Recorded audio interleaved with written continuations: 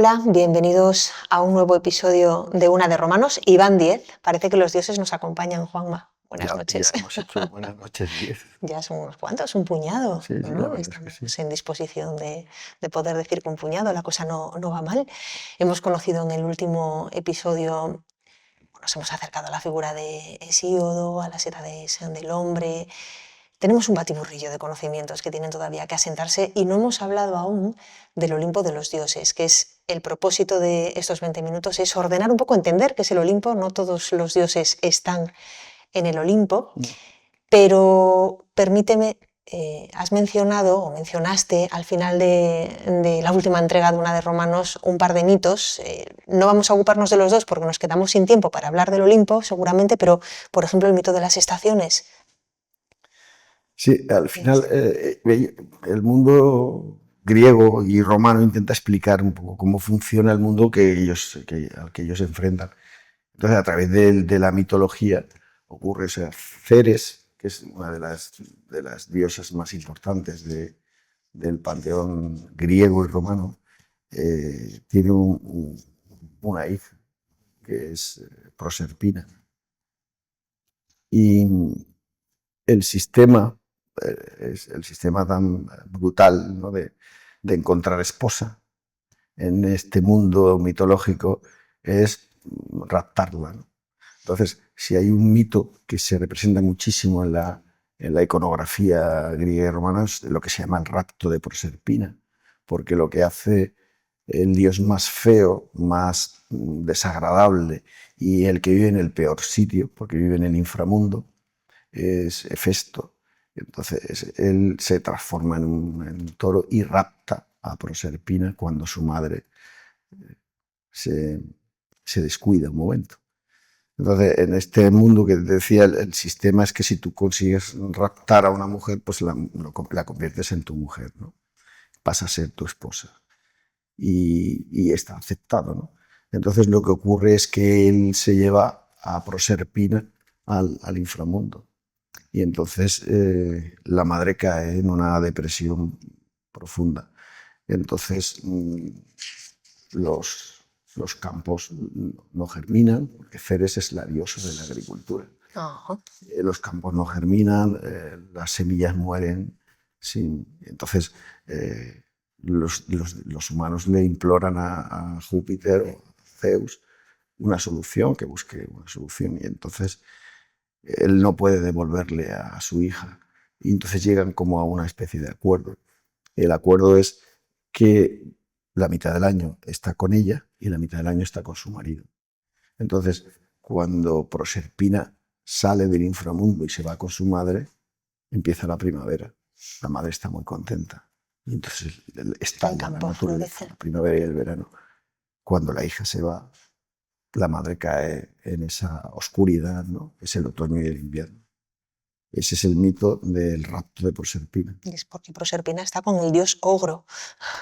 Sí, es cojo, es feo, pero en la mitología funciona mucho el sistema este de capturar, ¿no?, de conseguir a las mujeres de una forma un poco salvaje, por decirlo de alguna manera.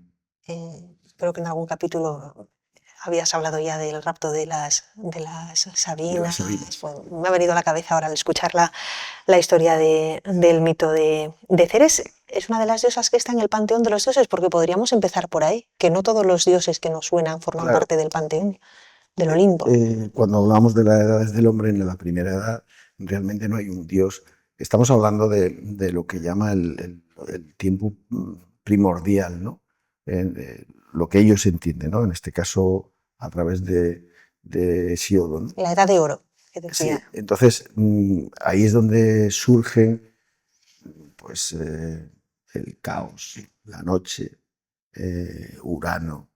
La oscuridad. Sí, no son dioses, son Gea, que es la tierra.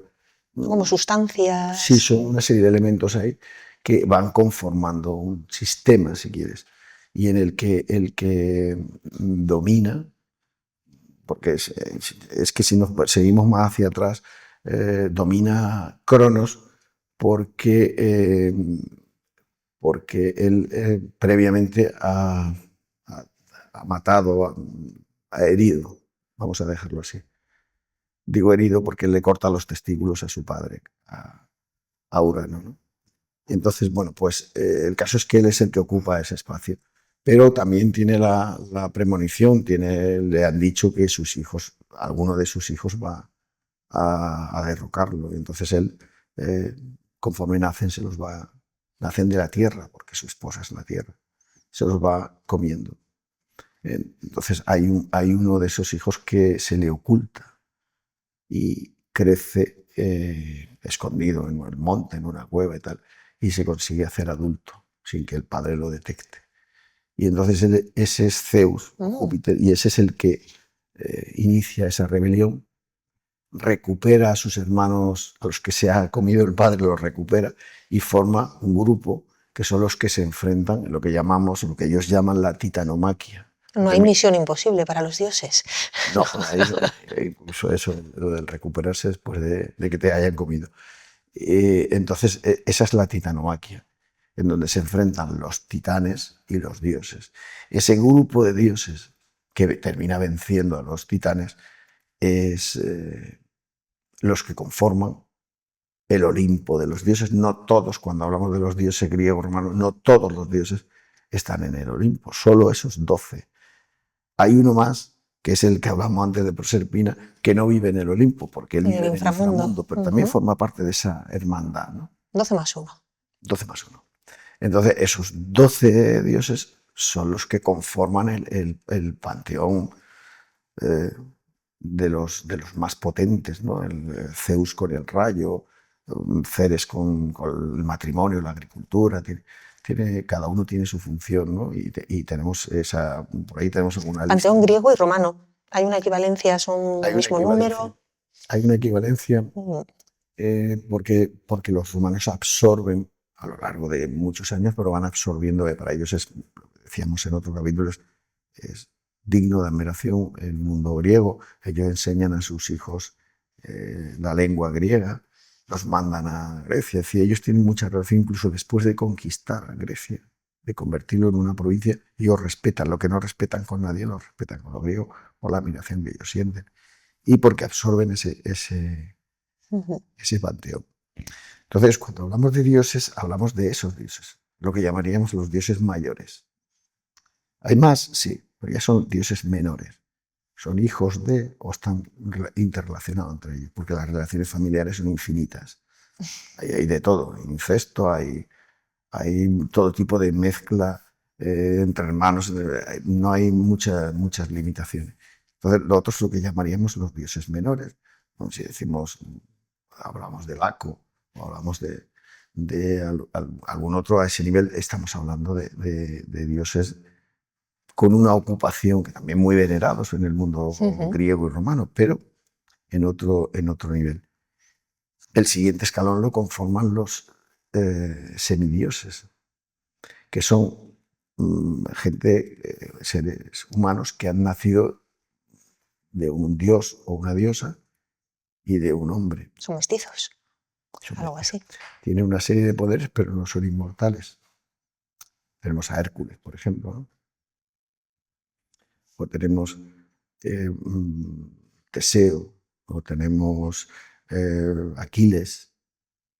Son hijos, son medio humanos. ¿Teseo quién era, Juanma? Teseo es el fundador de una de las ciudades más importantes. Ellos consideran héroes o semidioses a personajes que han tenido una relevancia especial, ¿no?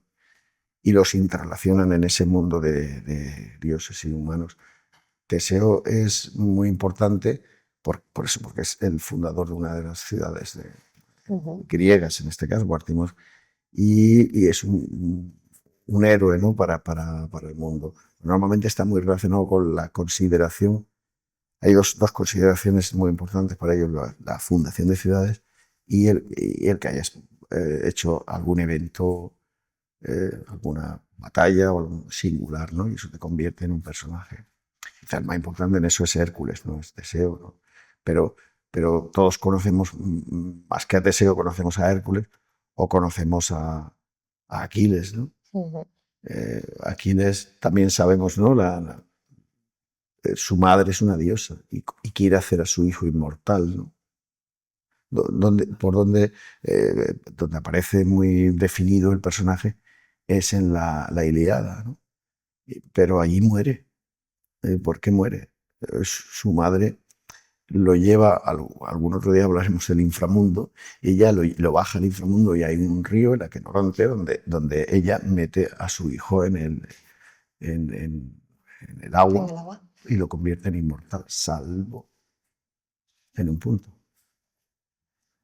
que es el que nosotros llamamos ahora el talón El de, talón de Aquiles. el talón de Aquiles, porque ella lo coge por el talón. Entonces él es vulnerable donde la madre lo ha tomado. Su talón de Aquiles. Su talón de Aquiles, que es que luego nosotros hemos trasladado, fíjate cuando hablamos del Ujú. vocabulario, pues ahí lo tienes, otra vez. Y entonces muere porque le clava una fecha París, el que había secuestrado a Helena, es decir, todo esto está muy en la guerra de Troya y por ahí muere. Pero esos son vamos, Semidioses. sí, hay casos, Dioses semidioses. pero no son inmortales, no son inmortales. Hércules, por ejemplo, como gratitud a todos sus trabajos y a todo lo que él hace, los dioses lo rescatan y lo consideran inmortal, lo hacen inmortal, pero normalmente no lo son. ¿Pero es semidios o es héroe? Son héroes. Héroes. Hemos hablado de dioses, semidioses, héroes. Héroes. Antes de ir a lo que íbamos, que era Sí. el panteón, esos 12 más 1, ¿algún otro ser que Hay muchos debamos? más. Cuando hablamos Pues entonces vamos al panteón con lo que tú quieras. y dejamos Sí, todos los otros seres. claro, hablamos de las ninfas, hablamos de las moiras, hablamos de seres muy definidos como Medusa o como el Can Cerbero o el perro de tres cabezas. Es decir, son elementos mitológicos, pero con una singularidad, ¿no? Sí, Ujú. por marcar otro detalle, nosotros tenemos la idea de que las sirenas son mitad cuerpo de mujer y Ujú. mitad pez. Ujú. Y es una idea que es errónea y es una idea que viene del medievo. Realmente las sirenas y su canto que atraen a Ulises y todo eso, las sirenas no son tales sirenas, son cuerpo de ave, o sea, sí, parte inferior de ave y parte superior de mujer, ¿no? Entonces, esas son lo que ellos Esas consideran. son las sirenas que escucha Ulises. No. Exactamente, y eso es lo que está. Además son tres, y una canta, la otra tañe el arpa, y la otra tiene. En fin, cada uno toca su instrumento y, se ponen en una isla que cuando pasas por allí, pues. Pero fíjate cómo la Edad Media transforma eso en lo que nosotros entendemos que son las sirenas. Realmente Una imagen mucho más amable, pero bueno, amable depende de la cultura estética del momento, quizás, Sí, es ¿no? más amable visualmente. Visualmente, sí, Ese concepto de la mujer como una cosa. claro. Pero claro, si tú la pones con medio cuerpo de ave, que es como aparece representada en muchas Es más poderosa. de las cerámicas, tú las ves volando y las ves con esa representación, ¿no? Pintada, pues eso, esperando al barco, esperando a los marineros para atraerlos. Bueno, pero estamos consumiendo el tiempo de un programa que hemos dicho que íbamos a dedicar Al panteón. al Panteón y solo hemos mencionado Zeus, su correlato griego sería, su correlato romano sería Júpiter. ¿Nos detenemos en él o Lo que tú quieras. seguimos? Vamos a ¿Avanzamos en la contar. lista? Sí, Sí. Zeus es el Júpiter Optimus Maximum, como lo llaman los romanos, ¿no? Para ellos es el rey de los dioses, el que domina todo el mundo y el que controla, el que premia o castiga. Sí, hay una relación de esos 12. El del cielo y el rayo, que ya lo has comentado Son también en el los primer episodio sobre atributos que mitología. sí. Sí. Hera, Juno. Era en el mundo griego, Griego. y Juno en el mundo mundo romano. Es hermana de Júpiter y uno forma lo que se ha dado en llamar ellos adoran mucho lo que es la la tríada capitolina que se llama, ¿no? Es lo que aparece en muchas ciudades, los 3 templos dedicados a Júpiter, Juno y Minerva, ¿no? A esos 3 dioses particularmente. Por eso forman la tríada capitolina, porque están en la colina del Capitolio sus templos. Júpiter, Juno y Minerva, Minerva. que sería Atenea. Atenea, que es la diosa de la sabiduría, la diosa de... Poseidón, Neptuno. Poseidón es el rey de los mares, ¿sí? Es su Ujú. territorio, es su mundo, es donde él domina. Y llevamos 4. Ceres, que lo hemos Ceres. hablado, la diosa de la agricultura. Ceres es la diosa de la agricultura. Bueno, nos lo has presentado cuando Con nos él. has ilustrado sobre el mito de las estaciones. Atenea, ahora no me doy cuenta si hemos hablado de Atenea, ¿no? ¿Aún no? ¿Atenea y Minerva? Sí, Sí, lo hemos hablado. Es la diosa de la sabiduría. Ha salido a relucir también Diana, aunque de soslayo. ¿No? Sí, cuando hablamos de... es muy común eso, la Diana cazadora, ¿no? Porque ellos, todos los dioses tienen atributos muy humanos. Ellos le dan poderes en torno a las necesidades, ¿no? El rayo de Júpiter pues tiene que ver con el poder de las tormentas y de un mundo realmente difícil de entender, ¿no? Cuando tú te encuentras, nos encontramos hoy con una gran tormenta en medio del campo, todavía nos impresiona mucho. Imagina lo que podría significar para esos agricultores, ¿no? del neolítico o griegos.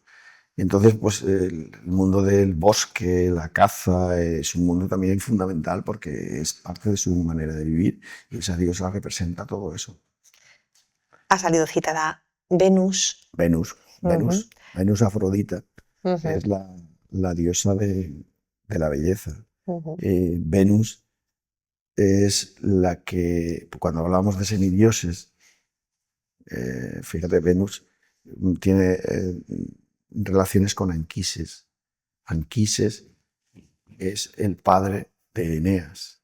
Eneas es el padre fundador de Roma, mucho antes de Rómulo y Remo. Y su hijo se llama Iulio. Por eso Julio César se considera descendiente de la diosa Venus. Es decir, la conexión para ellos es del mundo real, mitológico. Y completarían la lista de esos 12 elegidos Vulcano, Mercurio y Vesta. Mercurio es el mensajero de los dioses, ¿no? Te falta uno más.